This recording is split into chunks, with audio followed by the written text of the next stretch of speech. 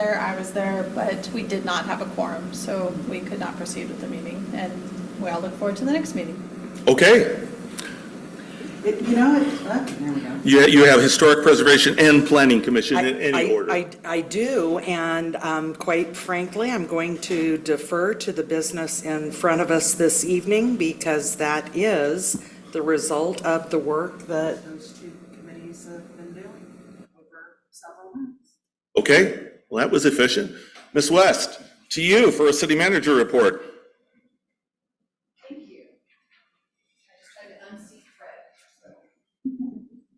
All right, just a couple of things since the last council meeting. If I didn't tell you last time, Officer Blake Anderson graduated from the police academy. Yay!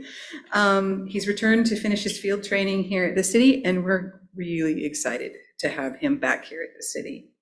We've had a great response to our summer reading program. I believe in the first 3 weeks, we had more people sign up than we did for the entire program last year. So we're very excited by that. A little bit of bad news, the irrigation well for the sports field remains down. They're still working on it to try and figure out what is going on and how to get it fixed, but there's a good chance we won't have that repaired before the end of summer. If we get it done, we're gonna get that water on the fields as soon as we can. We've let everybody know, and we're hoping for the best, but planning for the worst. On to better news, the downtown parking experience will be kicking off soon. Fred and Emmanuel are working on a video for the project today, and it sounds pretty amazing. So we're looking for that to come out. And the consultant will be working on outreach beginning in early August, correct, Fred? That's correct, and they will be at your next council meeting for a work session beforehand. So that is kicking off, and that's going to be a great project, or should I say experience? The sidewalk workforce project will also kick off next week. That we're really excited about.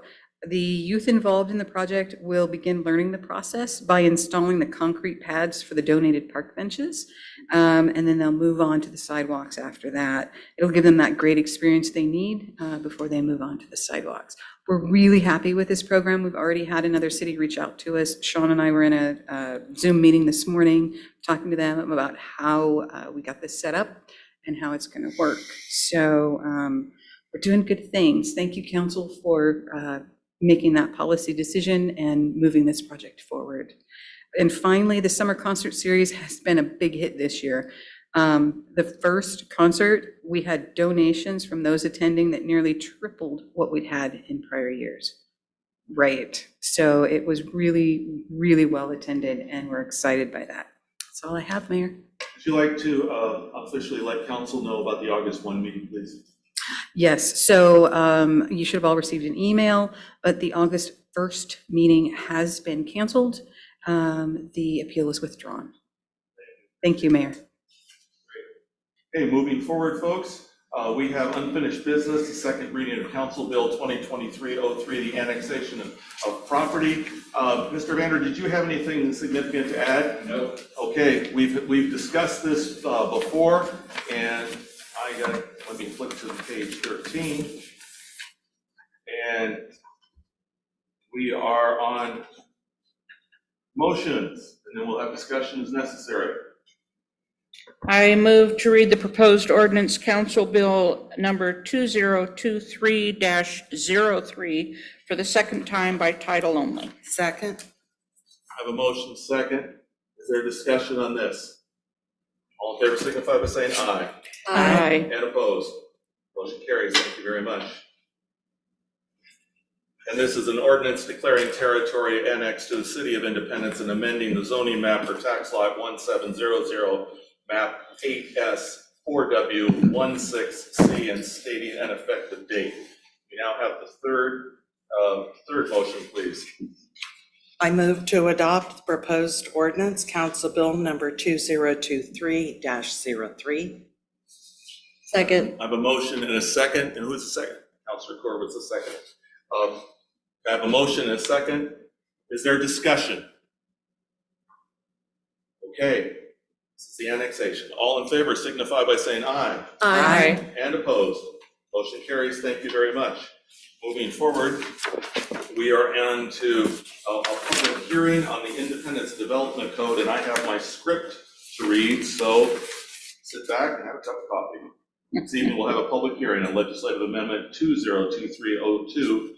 Consider amendments to the Independence Development Code, duplex standards amendment. The City Council will make a final decision based on the complete record, including the testimony received at tonight's public hearing. These proceedings will be recorded. This hearing will be held in accordance with the land use procedures required by the city and the state of Oregon. This is a type 4 legislative procedure. At the beginning of the public hearing, staff will identify the applicable substantive criteria from the city's comprehensive plan and/or the state of Oregon statewide planning goals. For anybody wishing to speak, we ask you to use the speaker card that are provided. When called upon to speak, you must be recognized and you'll state your name and address for the record. Before we begin, does any counselor wish to declare an actual or potential conflict of interest in this matter?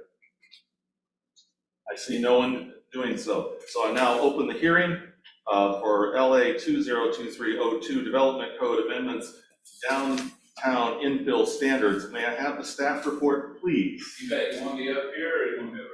Wherever it's easiest for you to do what you need to do. I do like it over here, but I can stand up here today. I appreciate that because Oh, it's yeah, so I much can't see easier it. to Yeah, see you. Yeah, sorry about that. So hi there, everybody. My name is Fred Evander. I am the city planner here, and I'm here to present tonight on revisions to the downtown infill standards.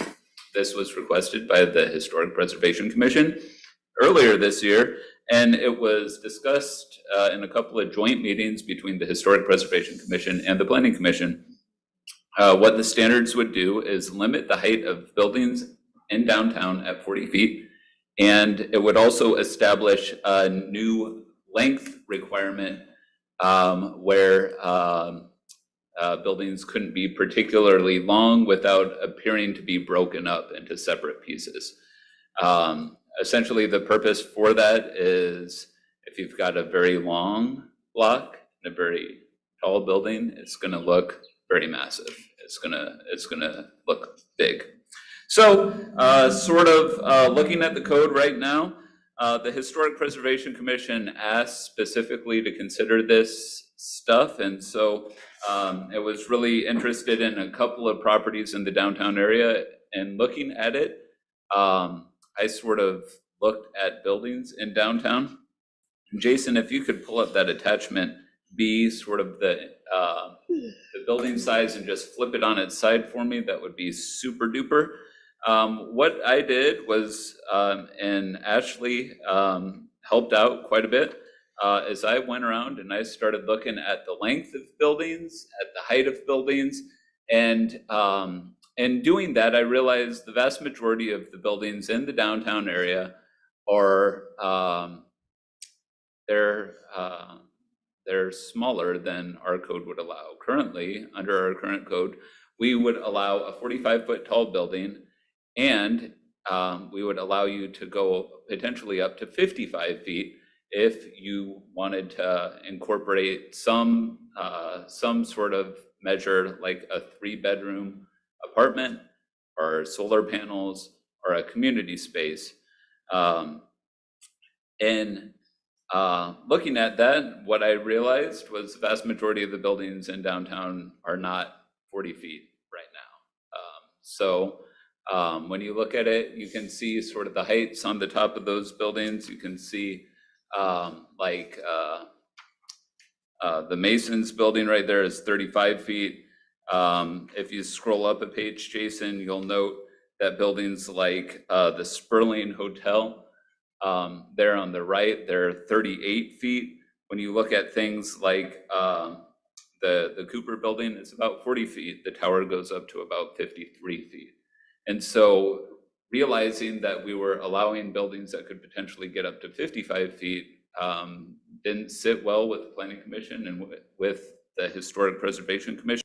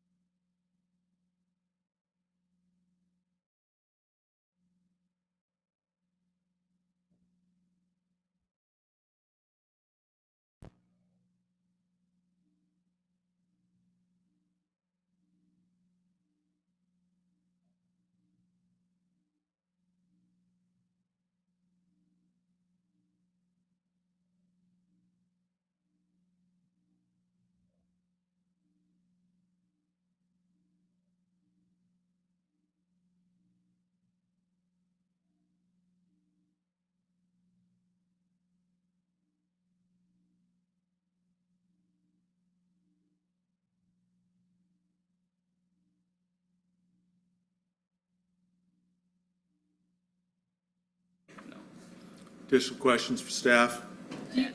Please. When are you going to address the residential heights? You said you're going to address it later. I've been eager to learn about it. Yeah, so the residential height is, we did, as you'll remember, we applied for a grant to try and do more appropriate infill standards for things like residential development. If we get that grant, we'll do it as part of that project. If we don't get that grant, it's probably something that we'll do like this in a one-off sort of manner where we just go in and tweak the residential height standards. I don't feel like it's, I don't want to go in and go through the process to tweak the residential height standards and then go through and then potentially change other things too. And so if we can bundle those code changes as one, as part of that infill project, that's ideal. If it doesn't work, then we'll probably go in and tweak the residential height standards. And what I would say is how it currently reads is it's an average height. And this is even the stranger thing is it's an average height of 35 feet. Well, in average, you could have up to a 40-foot tall building. Then, like to the peak, no one would consider the average to be the height of a building. It definitely needs to be done, but it makes sense to me that that's part of a suite of changes if possible. When might we hear on the grant when related to that? The application is due July 31st. Okay. I think that they're turning these things around fairly quick based on my read of how DLC, Department of Land Conservation and Development, is handling the grants. Thank you. Additional questions for staff at this point? Okay, I'm going to follow through on my script here. Is anybody, is there anybody who would like to make comment on this? I don't hear anybody else wanting to make any comment. So without objection, I'm going to close the hearing. The record and the hearing's closed without objection. Okay. On page 31, there is some motions and that we can do. Somebody would like to do that, then we'll talk about stuff as necessary. I move to approve legislative amendment number 2020-02, which amends the Independence Development Code relating to building height and length in the downtown area, together with the supporting findings set forth in the staff report. Second. I have a motion and a second. Is there discussion? I just want to express appreciation for Planning and Historic Commission for doing this kind of work. This is the kind of work that's being done in advance. It's helpful. Without any other discussion, all in favor signify by saying aye. Aye. And opposed. Motion carries. Thank you very much. We're going to move on to the council bill that the ordinance that actually amends this, and that follows right below that. I move to read the proposed ordinance, Council Bill 2023-04, in full as the text is contained in the council packet for the first time. A motion? Second by Job. Discussion? All in favor signify by saying aye. Aye. And opposed. Motion carries. Thank you very much. Next one, please. I move to read the proposed ordinance, Council Bill 2023-04, for the second time by title only. And did we read the title on the Yes, first time? that was what I was going to do. I just, somebody help me out here with the read that out loud, please. We need a second also. There's a standing motion. Oh, good. Okay. I have a second from Roden. We're going to go back and make sure we read this. An ordinance amending Independence Development Code subchapter 33, mixed use pedestrian friendly commercial MUPC zone and downtown overlay zone and declaring an effective date.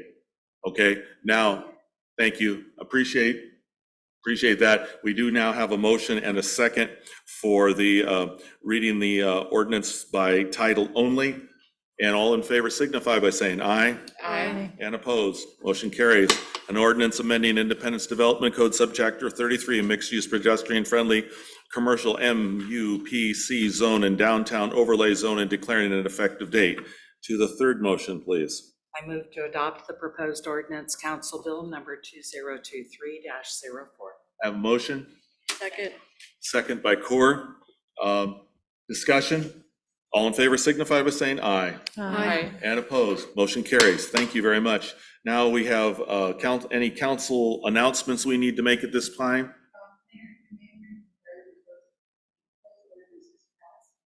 Oh, you need, excuse me, I thought, thank you, appreciate that. Yeah, the ordinance number will be 1609. Thank you, appreciate that. Okay, I don't see anybody jumping up for council announcements. I have a quick one. Please do. KMUZ is featuring our library on one of our podcasts, Placemaking in Polk County. So that should be out this week. Great. Okay, folks, we're going to go into an executive session here, and I'm going to read my required pieces of information. And for anybody watching, after consultation with staff, we do not anticipate any action happening afterwards. So as soon as the executive session is over, we'll walk back in the room and say the word adjourn, and the meeting will be done. So everybody's okay with that? Okay.